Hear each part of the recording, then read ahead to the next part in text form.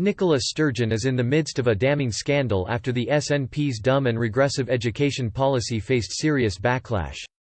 Because of the coronavirus, Scottish students like many across the UK were unable to sit their exams this summer.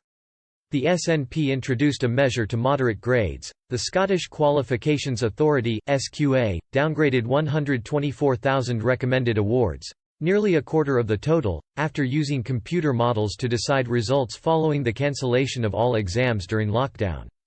But the disastrous policy was immediately criticised for being unfair, as statistics showed the SQA had downgraded awards recommended by teachers for pupils from the poorest 20% of areas by more than 15 points, while recommendations for the best-off pupils were downgraded by just under 10 points.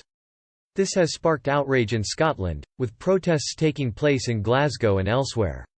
The SQA promised students the right to appeal, but the confusion was worsened when it emerged that some Scottish universities had said many courses would be filled up before the SQA had ruled on those appeals.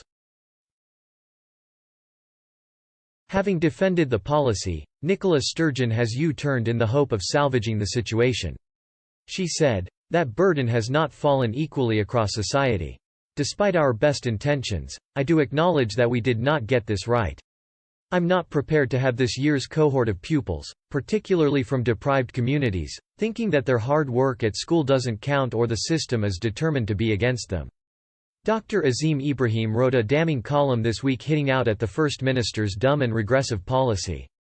He said on the criteria used by the SQA, "No matter how you slice it, that is objectively a dumb criterion, and obviously a socially regressive one. We are no longer judging the individual achievements of students on their own merit, but we judge them by what school they went to. Pupils from wealthier postcodes with better performing schools will be favored. But pupils who outperform their poorer local schools will be put back in their place.